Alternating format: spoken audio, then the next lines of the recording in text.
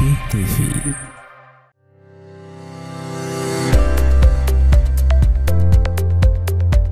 Assalamualaikum warahmatullahi wabarakatuh, sahabat Al-Fatih TV. Alhamdulillah kita kembali di program Sahabat Carita, dan tamu luar biasa saya hari ini spesial Pak Ahmad Sugiarto. Assalamualaikum Pak.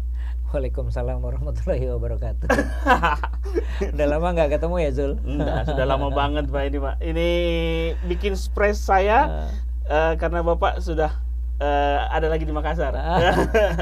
Tapi yang membuat kita senang itu apa? Pertemuan kita itu ketemunya di masjid. Di masjid, nah, itu ya. barokahnya Jul. Jadi makanya saya diundang Mas Jul ini, saya langsung datang ini. Langsung datang ke sini. Nggak apa namanya, tidak menolak-nolak Pak ya. Pokoknya langsung diterima. Nah ini luar biasa, saya bisa ketemu sama Pak Ahmad, dan kisahnya ada ketemunya di masjid. Dan ini kita mau bincang-bincang sedikit Pak ya, soal hal-hal yang berbau digital yang sudah lama kita biasa bahas ya di perusahaan sebelumnya Bapak. Nah, dan di beberapa tahun lalu Bapak menulis buku ini ya. Buku lama Zul. Buku lama kan ada nanti yang kedua Pak ya. Amin. Nah, Sinergi Way of Disruption. Apa sih sebenarnya isi buku yang menarik ini Pak? Iya. Jadi buku ini lahir sebetulnya bagian dari pengalaman hidup saya sebetulnya. Biasanya saya kalau nulis itu bagian dari apa yang saya kerjakan dan apa yang akan saya kerjakan. Biasanya gitu.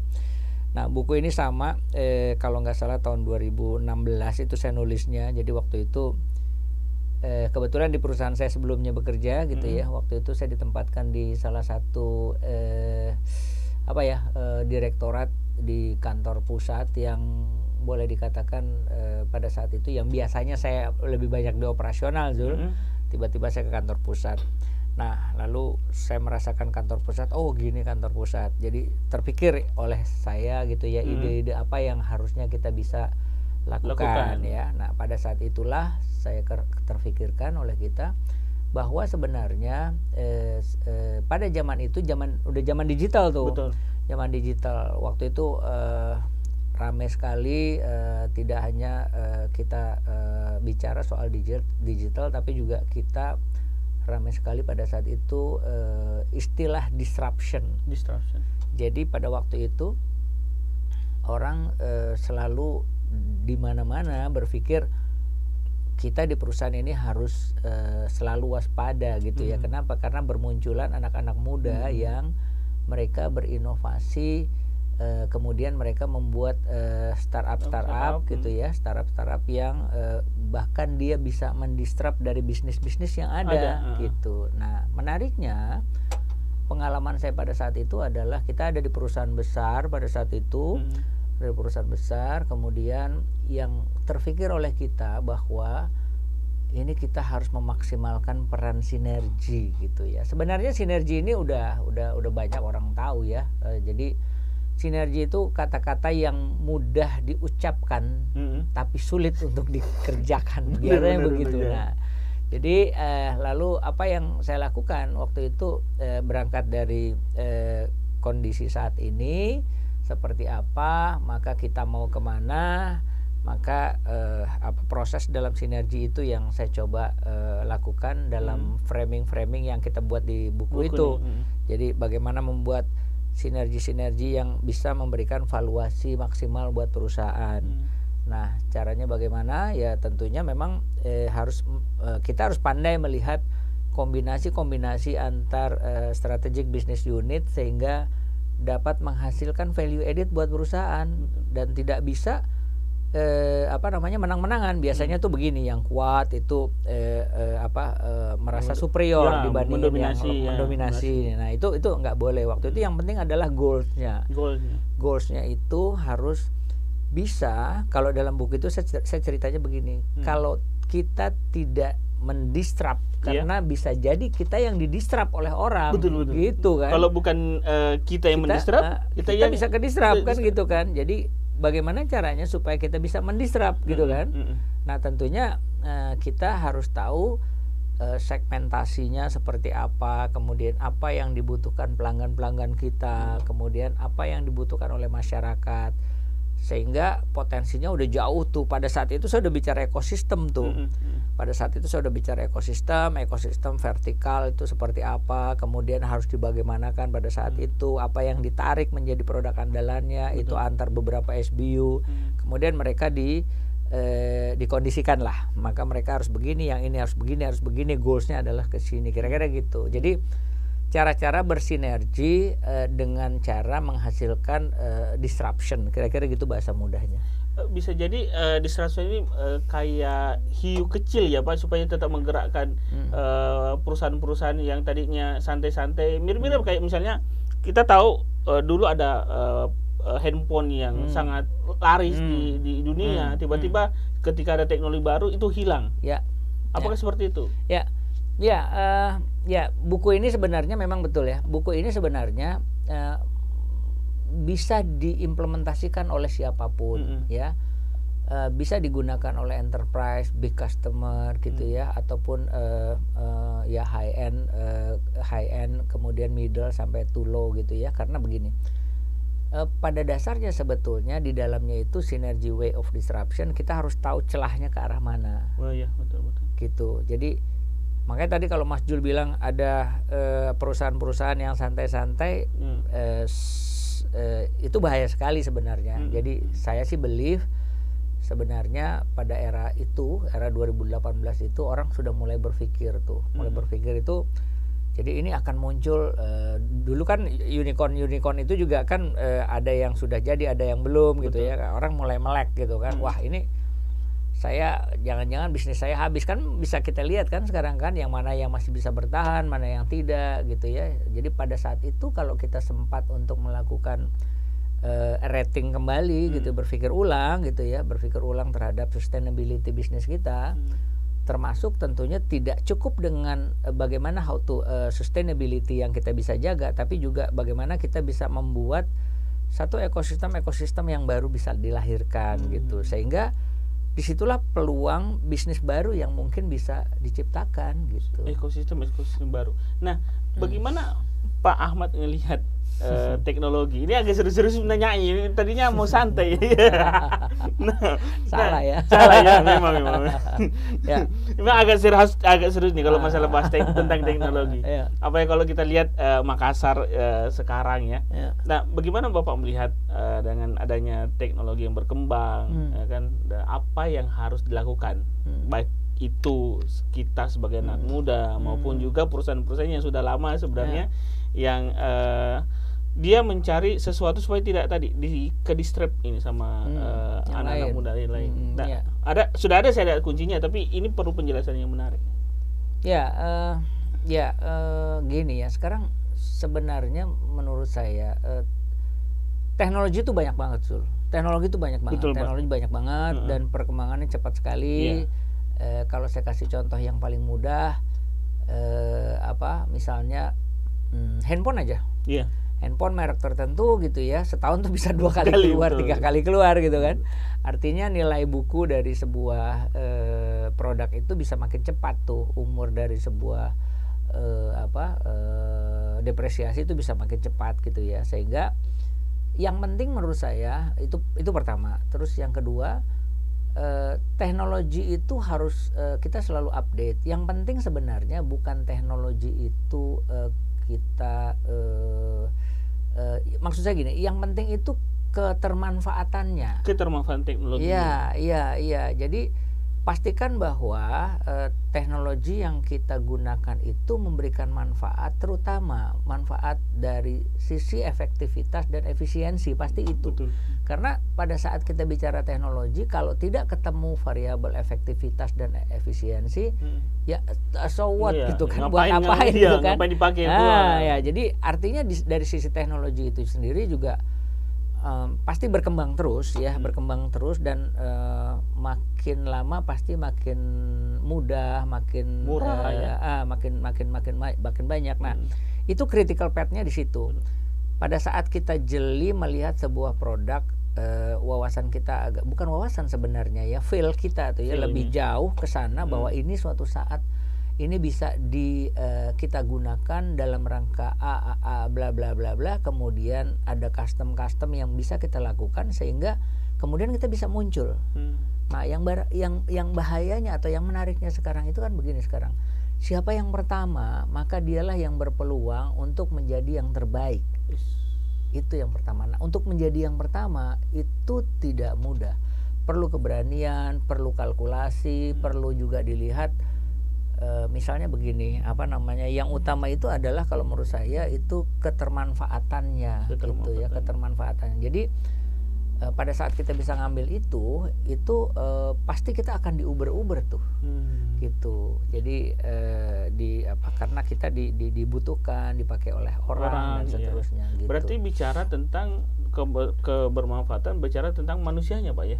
Manusia, dampak hidup. Dampak hidupnya kan, manusianya yang bagaimana memanfaatkan teknologi itu. Iya, yang utama itu kemudahan menurut saya sih. Kemudahan, ya. Jadi misalnya kalau saya pakai rasio itu hari ini rasio saya sampai 5. Kalau saya menggunakan produk itu saya bisa dapat rasio saya lebih dari 5, dapat lebih dari 8. Artinya saya misalnya gini, misalnya kalau saya agak lompat, saya dari sini mau ke Raja Ampat itu kan perlu biaya. Betul. Kalau metaverse kita bisa selesai, saya pakai metaverse, saya pakai VR atau IR atau apapun gitu ya, saya bisa lihat dimanapun, saya bisa rasakan suasana-suasana seperti itu dan seterusnya. Nah, itulah yang akan bisa terjadi, kita nggak tahu, gitu, seperti itu. Dengan apa yang ada teknologi berkembang. Kemudahan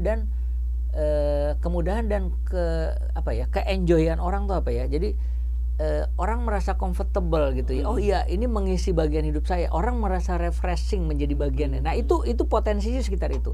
Kemudahan, lalu kebermanfaatannya dia membuat dia menjadi nyaman yang tadi saya bilang gitu ya, karena dia punya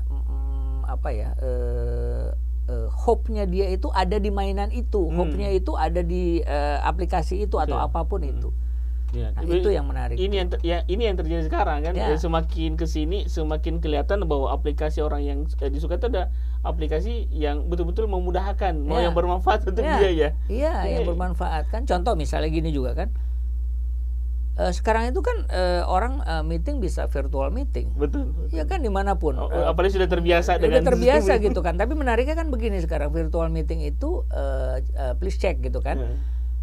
Apakah punya kita? Ya. Nah, itu poinnya. Betul, itu poinnya. Artinya apa? Sekarang kan kita semua di kantor, kemudian emak-emak, milenial semua di sekolahan, di kampus. Mereka familiar sekali dengan pertemuan dengan secara virtual. Betul. Kan. Menariknya pertanyaannya bukan di situ sebenarnya. Antara lain adalah apakah itu aku cinta buatan Indonesia? Jadi itu di situ, Mas Jul. Bagaimana caranya kita bisa melahirkan banyak produk atau layanan-layanan yang bisa bermanfaat gitu. Maka itu akan selalu digunakan. Contohnya itu. Iya, benar. Contohnya itu. Kalau bicara tentang produk Indonesia kan ini juga agak sulit, Pak. Ataukah apakah ada peluang untuk anak-anak muda kita itu bisa berkompetisi di dunia yang betul-betul bebas sekarang? Kalau kemarin ada aplikasi dari dalam negeri, itu akan bertarung lagi dengan aplikasi yang di luar. Jawaban saya pasti bisa. Ya, ini sekarang tinggal intentionnya atau tinggal nawaitunya aja sekarang gitu ya. Karena zaman saya mungkin 10 tahun yang lalu ekosistem inovasinya itu belum terbentuk. Iya. Kalau sekarang kan udah ada nih ya, bahkan kalau orang mau buat inovasi ada kumpulan komunitas yang mereka mau ngasih gratis mentoring kayak zaman 10 tahun lalu kita ketemu kan gitu kan. Mentoringnya dikasih gratis, bahkan dikasih snack segala macam ya kan. Nah, kalau dia sambil mentoring, dia validasi dia punya inovasinya, sambil dia mencoba untuk menemukan produknya itu yang memang benar-benar dibutuhkan sampai akhirnya dia punya trafficnya atau tractionnya itu karena dipakai digunakan orang jadi makin tinggi dan pasti itu nanti ujung-ujungnya investor akan datang kan gitu kan. Kan gitu. Tapi ya itu sekarang menarik nih soal startup. Tadi saya barusan juga diskusi soal startup karena memang kalau lihat artikel saya terakhir di salah satu berita online CNBC yang terakhir saya bilang startup itu biar bagaimanapun memberikan minimum 3 kontributor nasional. Yang pertama itu adalah gara-gara teman-teman startup itu menggerakkan ekosistem inovasi di Indonesia. Kenapa dulu itu nggak ada itu, sekarang itu udah ada mentornya, udah ada tempatnya, dikasih gratis, udah tinggal produknya apa, dikasih fundnya kan gitu, kayak segala macam itu ya. Kemudian apalagi tahun ini menurut saya tahun kolaborasi, jadi siapapun yang bisa speed up terhadap kolaborasi maka dia tidak akan ketinggalan. Itu pertama. Terus yang kedua itu menggerakkan creative thinking ya. Creative thinking itu berpikir bahwa tidak hanya variabel-variabel sales gitu ya, tapi ada cara yang membuat sebuah kerjasama di dalam sebuah ekosistem, kemudian itu menghasilkan sesuatu yang berdampak. Tidak harus saya beli ini, saya beli itu, ukurannya nggak itu, tapi kreatif bisnis model, gimana caranya kreatif bisnis model itu diciptakan sehingga end usernya tuh malah jadi bisa mendapatkan value yang lebih bagus daripada yang didapetin sekarang gitu kan. Nah itu yang kedua. Yang ketiga, yang penting juga itu karena teman-teman startup itu menggerakkan sebenarnya perusahaan-perusahaan besar high end ataupun yang menengah. Mereka menjadi berpikir ulang. Kenapa berpikir ulang? Oh jangan-jangan yang tadi kita cerita, jangan-jangan gue bisa di-disrupt nih. Ya, bener, Pak. Bisa di-disrupt nih sama teman-teman startup. Jadi pada berpikir keras bagaimana caranya supaya mereka bisa tetap sustain gitu. Bertahan. Nah itu bisa bertahan. Jadi startup bisnis itu menurut saya inovasi itu harga mati ya, benar. Iya, nggak boleh nggak ada karena kalau nggak ada nanti kita akhirnya jadi pemakai aja ya. Yang tadi saya cerita, orang udah familiar virtual meeting apa segala macam, pertanyaannya itu punya siapa kan gitu kan. Kenapa nggak kita coba buat, ilmunya sama, coding dan lain sebagainya gitu. Kalau bisa dikatakan Pak Ahmad, berapa jauh nih kita ketinggalan antara dekat-dekat aja dulu lah, Makassar dengan Jakarta, ya kan? Makassar dengan Jakarta, Makassar itu ketinggalan berapa jauh dengan Jakarta? Saya biasa membandingkan biasanya 5 tahun sih. Jakarta udah booming, Makassar belum, ya kan? Ya. Tapi gini lah, poinnya gini sebenarnya. Seperti yang tadi saya ceritakan, itu tergantung dari intention kita, kembali kepada intention kita ya. Dari intention kita untuk maju itu kan ada banyak faktor juga yang mempengaruhi kita supaya bisa lebih maju ya. Di samping niat, kemudian kolaborasi dengan ekosistem yang relevan dengan bisnis kita gitu ya. Kemudian juga dia menurut saya humble dengan ekosistem itu sekarang itu terjadi harus begitu humble gitu ya, karena di situ perusahaan harus agile Pak ya. Ya. Jadi kalau itu tidak terjadi, menurut saya ukurannya sebenarnya bukan soal besar Jakarta atau besar Makassar, tapi yang di pikiran saya itu sekarang adalah bagaimana menggerakkan teman-teman semua. Gitu, menggerakkan teman-teman semua.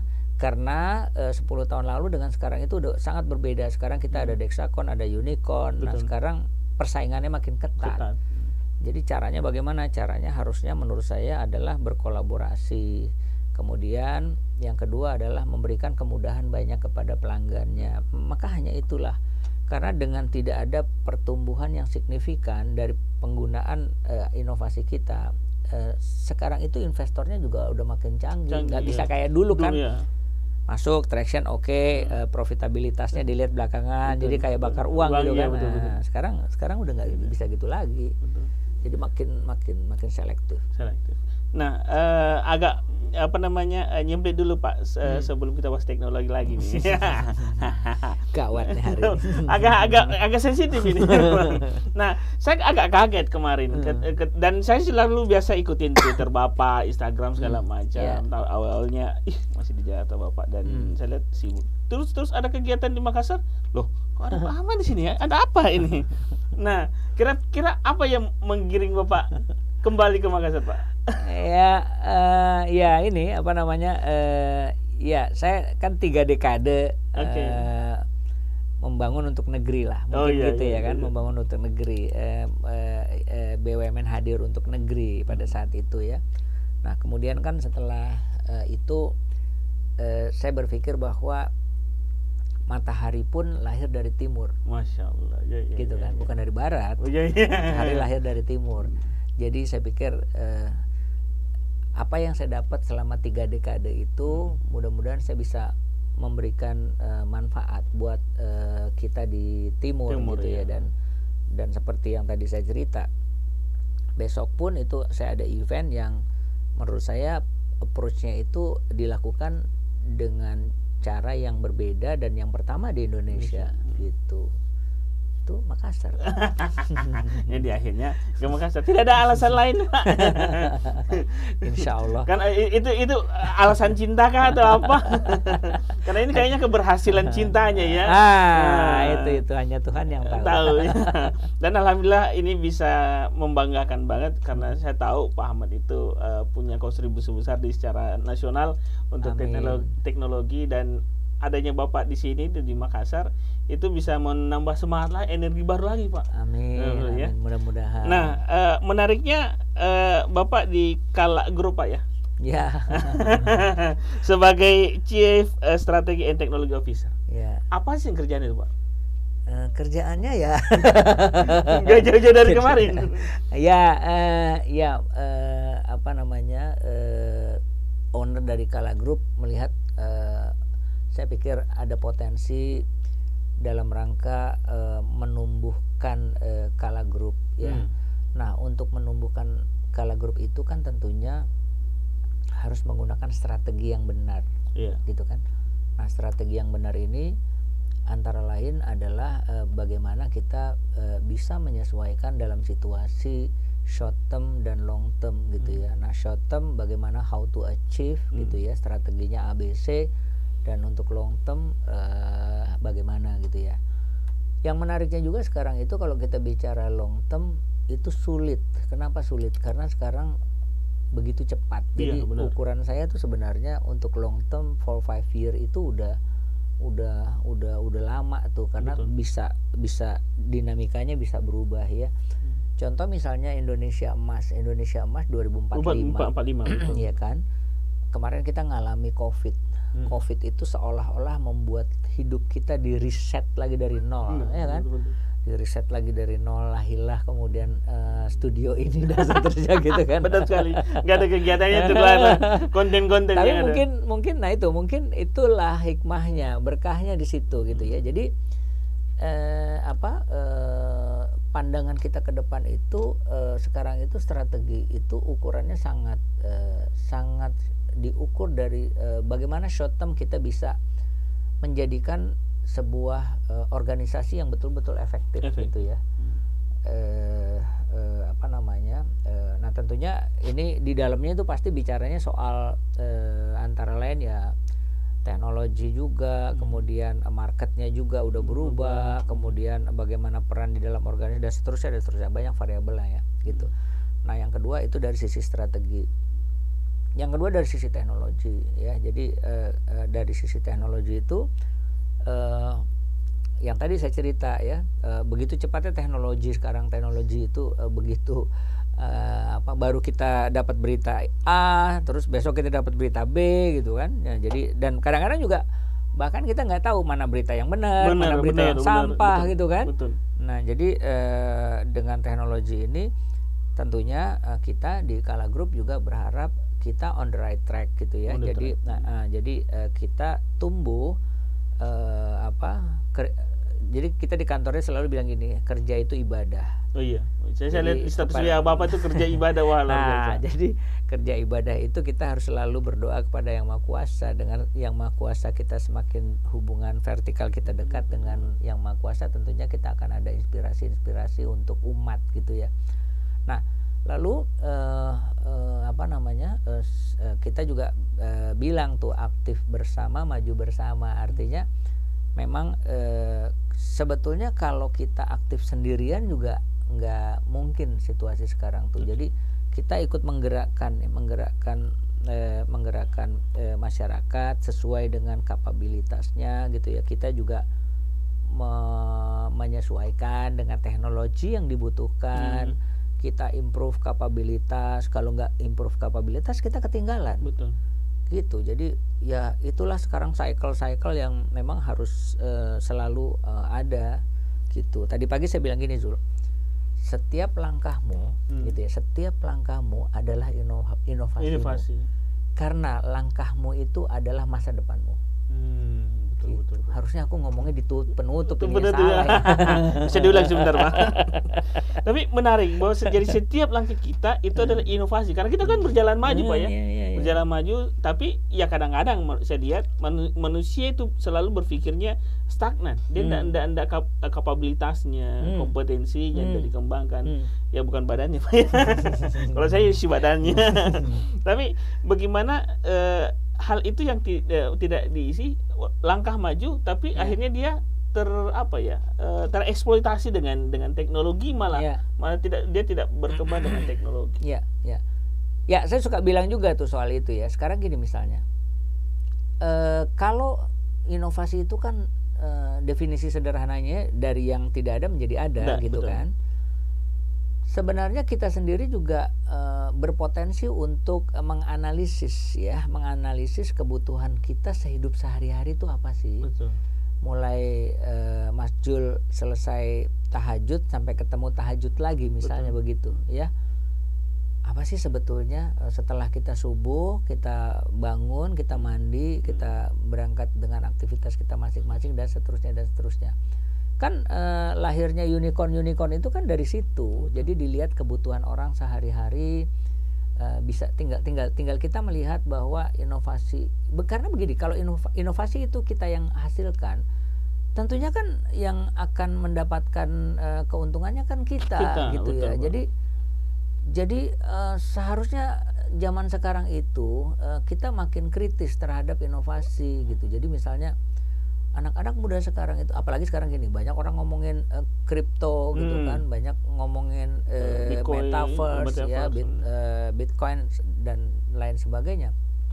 Pertanyaan kita, apakah kita sudah ada di dalam inovasi itu misalnya begitu? Karena jalannya ada gitu. Jadi bayangin kalau misalnya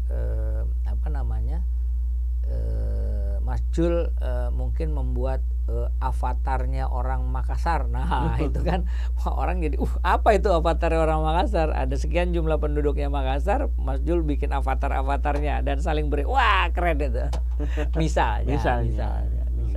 Ya, dan memang kita baik dari segi kapasitas diri, tadi saya suka sekali dengan karena ini channel Islam, Pak ya, ada semangat dakwahnya. Jadi menarik sekali kalau kita bilang tadi ada aktivitas yang berhubungan langsung tidak hanya ke kita tapi juga hubungannya sama Allah Tuhan. Jadi itu secara tidak langsung inovasi terus ada kesegaran untuk dikembangkan. Jadi kan suka juga saya ngomong, dan senior saya juga suka ngomong tuh ya. Yang disampaikan apa kalau dalam case-case begini ya, supaya kita harus selalu semangat bahwa inovasi itu always beta. Wah, benar, paham saya, benar. Ya, kan? Bukan puas dengan fitur yang ada. Tidak ada inovasi itu yang perfect, yang sempurna. Betul. Pasti always beta. Artinya apa? Tidak ada sebuah inovasi yang bisa selesai dalam waktu cepat gitu ya. Pasti itu merupakan sebuah validasi sehingga akhirnya menjadi semakin mendekatkan kita ke end user, ke customer, ke masyarakat gitu. Nah, itu tiada lain sebenarnya menurut saya, salah satunya itu adalah hubungan kita dengan Yang Maha Kuasa. Pada saat kita mempunyai kebijaksanaan terhadap hidup gitu ya, maka orang akan melihat, oh ya, kayaknya saya harus melakukan sesuatu gitu.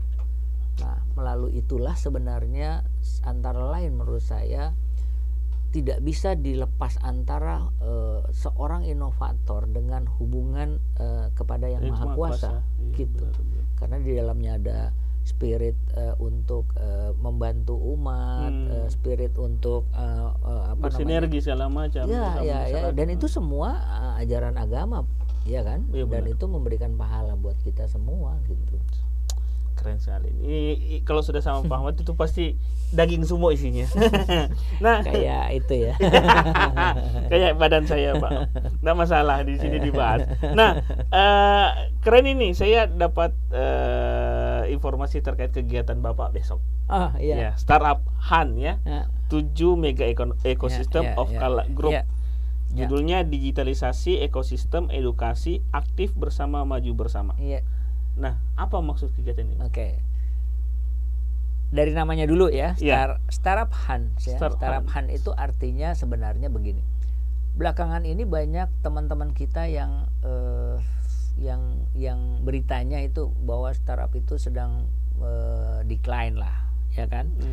Yang di PHK lah, betul, pendapatnya segala turun lah, bla bla bla, bahkan mungkin mereka rusak dan sebagainya ya. Tapi saya bilang tadi seperti di awal, bagaimanapun startup bisnis itu sebenarnya mereka telah memberikan minimum 3 kontribusi dalam menggerakkan nasional. Tadi yang saya bilang tuh tadi, 3 kan? tadi. 3 tadi. Lalu yang terjadi saat ini itu bahwa dunia inovasi itu tidak boleh berhenti. Betul.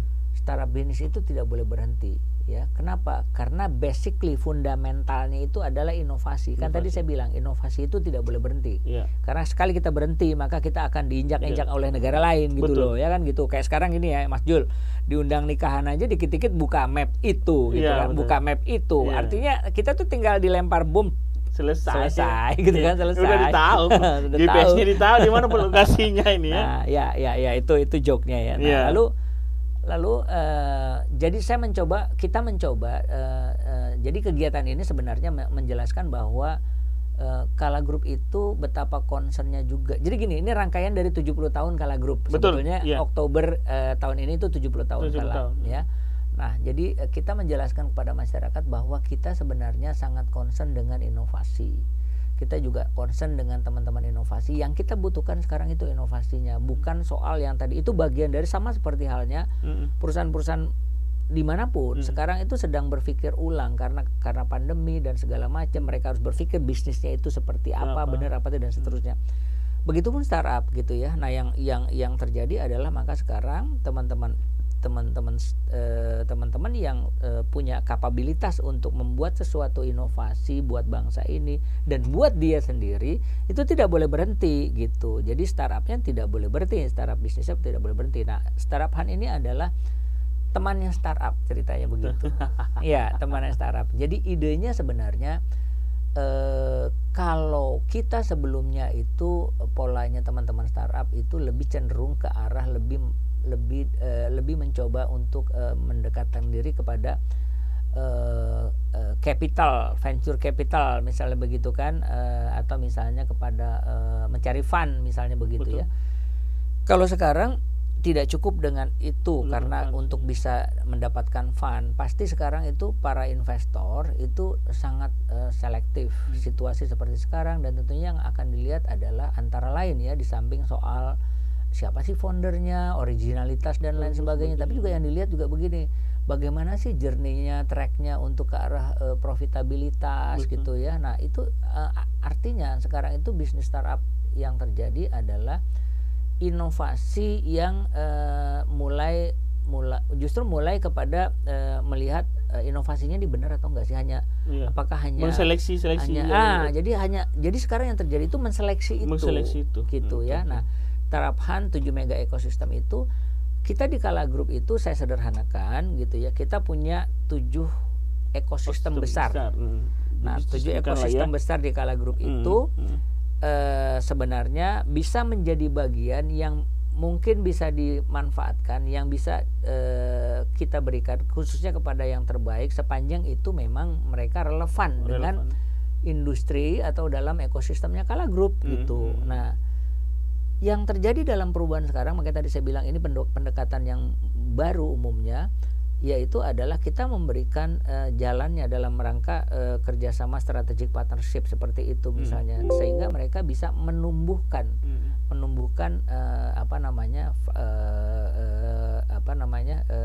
transaksi, bukan transaksi aja sih, Jadi utilisasinya ada peningkatan, trafficnya maksud saya, trafficnya ada peningkatan, tractionnya ada peningkatan. Itu kan harus merapat ke industri. Betul. Harus merapat ke industri. Kalau jadi teorinya menurut saya, nah ini nanti ada buku keduanya, saya lagi susun, mudah-mudahan September ini ada yang selesai. Saya tunggu Pak, gratisnya. Jadi sekarang itulah teman-teman inovator di seluruh Indonesia, baik itu di startup bisnis atau bukan, mereka harus bisa di dalam industri itu. Jadi ada simbiosis mutualisme yang saling membantu, dan sinerginya tidak hanya disruption, nanti tulisan saya adalah synergy way of ecosystem collaboration. Nah, itu kira-kira. Jadi arahnya tidak hanya sekedar disrupsi saja, tapi memang kita harus kolaborasi dengan adanya saya benar-benar dengan adanya corona itu mengajarkan kita semua di riset, mengevaluasi apa yang kita kerja sebelumnya, dan ini menumbuhkan lagi untuk maju harus kolaborasi, nggak ada pilihan, nggak bisa, no choice gitu, kira-kira gitu. Dan memang ini sasarannya anak-anak muda, Pak? Ya, jadi sebenarnya bukan sasaran, jadi karena dalam rangka 70 tahun Kala Group itu ya kita mencoba membantu teman-teman yang bergerak dalam startup bisnis yang relevan dengan ekosistem kita, atau mungkin nanti dengan teman-teman kita di luar Kala Group ya, kita akan bisa mungkin salurkan.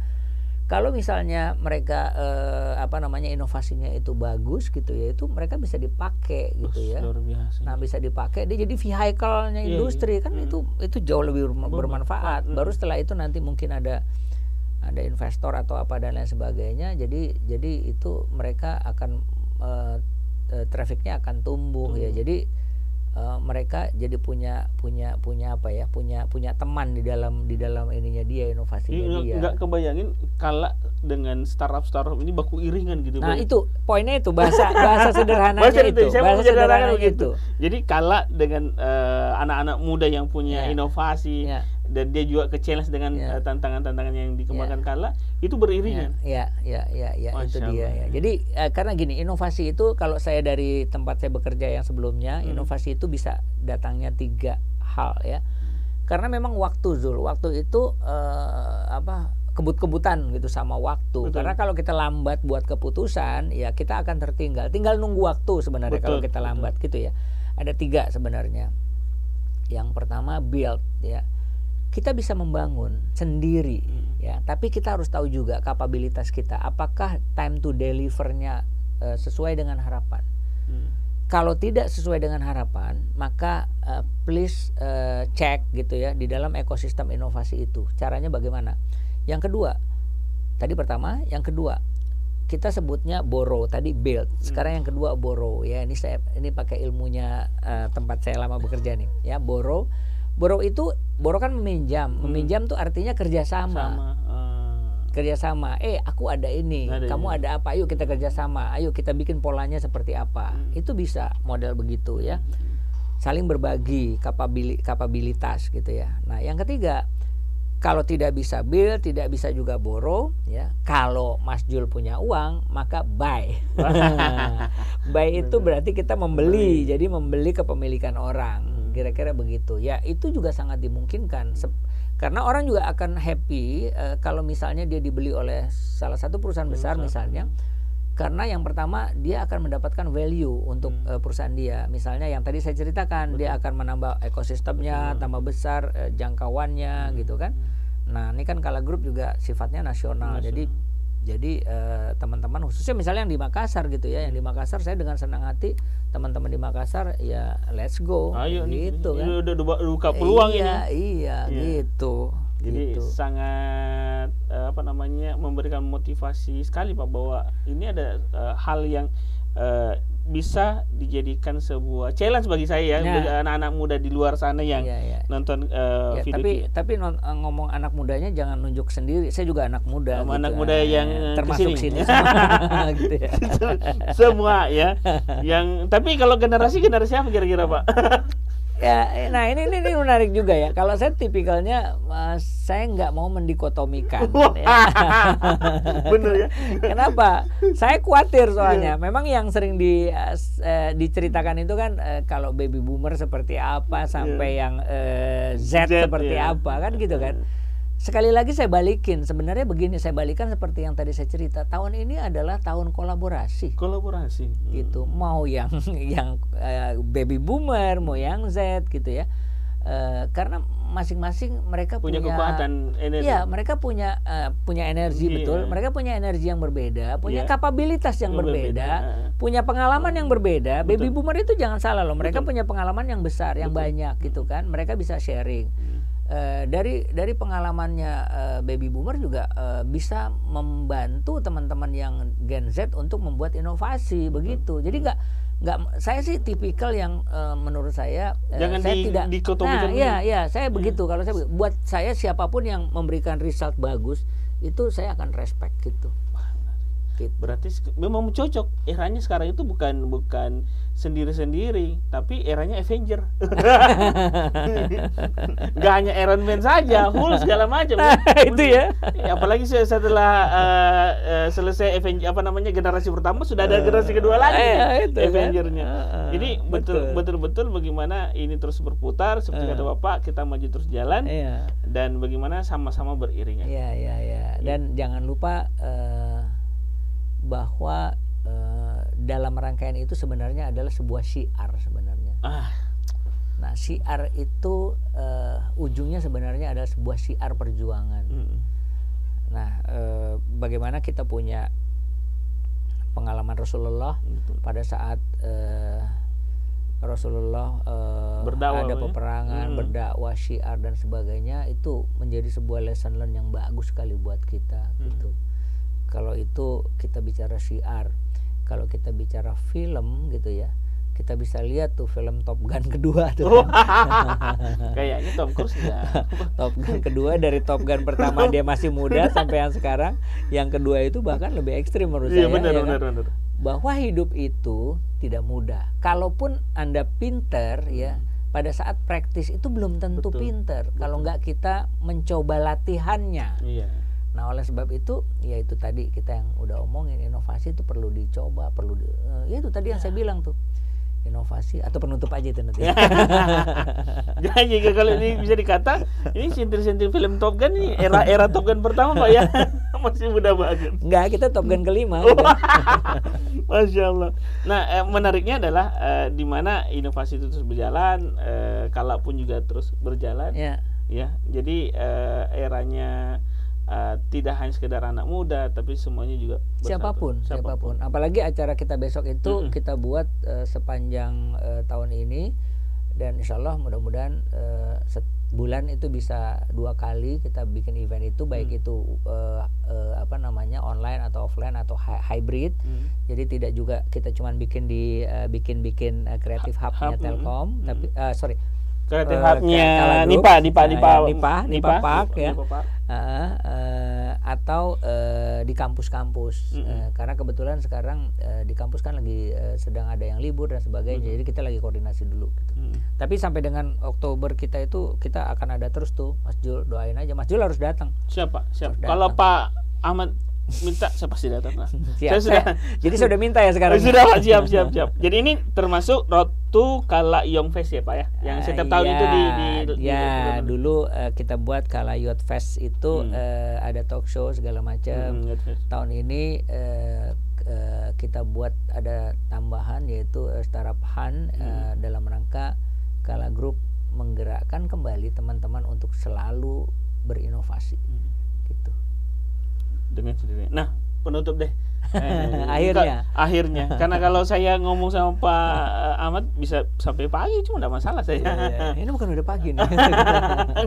Nah, kira-kira Pak, apa yang bisa menjadi pesan menarik nih buat anak muda di luar sana, kita semua yang ingin terus maju di era pandemi, mudah-mudahan ini udah selesai, kita terus jalan lebih kencang lagi. Ya, kita tahu kalau superhero yang paling kencang Flash ya. Ternyata ada lebih kencang lagi di selain dari Flash. Terus, nah kira-kira bagaimana pesannya buat anak-anak muda di sana. Saya pakai pointer ya. Tadi saya coba sampaikan. Yang pertama, matahari itu lahirnya dari timur. Wow. Ya. Artinya kita yang ada di Makassar atau siapapun saudara-saudara kita yang ada di tengah, yang ada di barat, kita tidak boleh menjadi bangsa yang kalah oleh negara manapun. Itu poinnya.